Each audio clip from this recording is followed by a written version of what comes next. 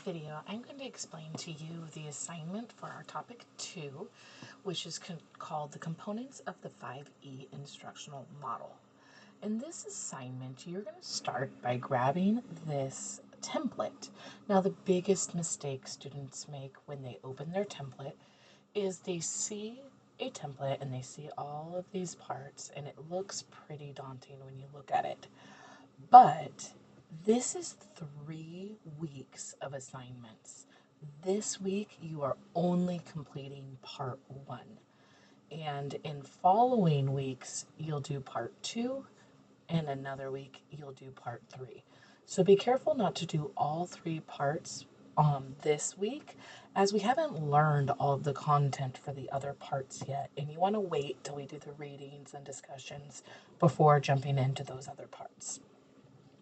All right, let's go ahead and look at the template and what we need to do. So you're going to select a grade level.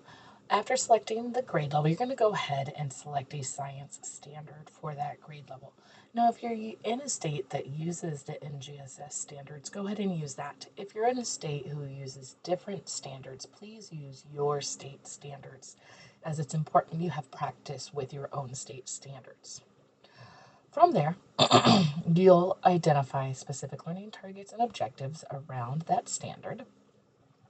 Make sure you also include the standard code and entire description. Both you and I need to see that to look for alignment. And it's really important we never summarize standards. There's no need to cite the standards. The citations and references you want to use will come in when you're choosing those activities down below. So after you have identified those learning targets and standards, then you're going to come down to the 5E sections. And in your own words, you're going to describe this component first, like what is the engage part of a 5E lesson, but you need to relate it to the science processes and practices.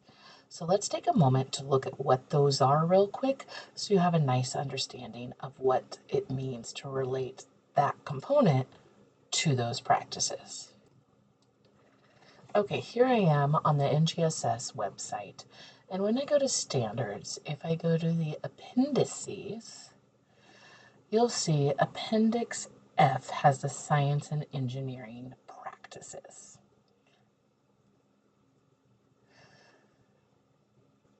Now these practices are located right here.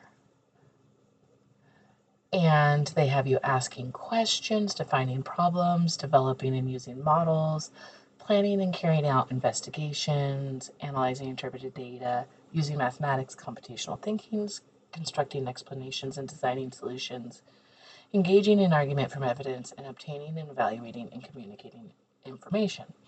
So you need to relate this engage, which is kind of like an anticipatory set. So you kind of explain what that means to engage students, get them excited about that lesson prior, but then connect it to this, like how are students doing anything? And so maybe they're engaging in argument from evidence. They're looking at phenomena such as how a rose grows in concrete, and they're engaging in an argument, like how does that happen? And they're using evidence to support those claims. Or they might construct an explanation to explain that phenomena and how it's used. So when you're looking here in an engage section, using phenomena to help get students' interest piqued is the best practice to engage students. So you'll explain all of these sections, relate them to those science and engineering practices. Then you're going to create an activity for that component related to your standard and objective. So if I was looking at, let's just say, how sound is created by vibrations, a first grade standard, I might explain maybe some phenomena that I'm going to use here. Students are going to observe a tuning fork that moves a ping pong ball in the video, and you're gonna say, what do you notice? What do you wonder? And then you'll explain the rationale on why this activity would be effective in helping implement that 5E instructional model with students.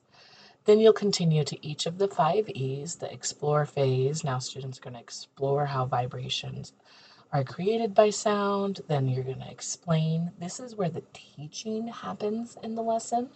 So now that they've had a chance to explore through a hands-on activity, now you'll be able to formally teach based on those explorations. So you'll be saying, vibrations are how sound is created. Let's write down the word vibration. Let's talk about what that means. Then you get to that elaborate phase where then you take the idea and you move it to a real world experience. So now we're going to create musical instruments using recycled materials based on the idea that we learned we just need vibrations to make sound. And so now they're going to apply that idea to create make musical instruments. And then finally evaluate, where we assess students' understanding in meeting our objectives. Then you'll create assessment ideas, both formative and summative, and include at least one technology-based assessment. Make sure they're specific to the activity. Don't just say, like, we're going to do an exit ticket, but make it specific to the content you're teaching. So if it's about sound, what is on the exit ticket related to your objectives? Assessments should always be checking if students met the learning goal. Finally, make sure you support your ideas with scholarly resources. Cite them below, but always include the in-text citation above. So if you choose an activity or brainstorm activity, cite where you got that from. Or if you have a rationale that says why that's a good activity, use some citations to support why that's a sufficient activity. I do not like citations on our standards. It's not necessary. We use standards in education all the time. I know where they come from. I really want to see those citations in the body of the work. If you have any questions, don't hesitate to reach out about this assignment. Please stop here. Do not move on to part 2 this week.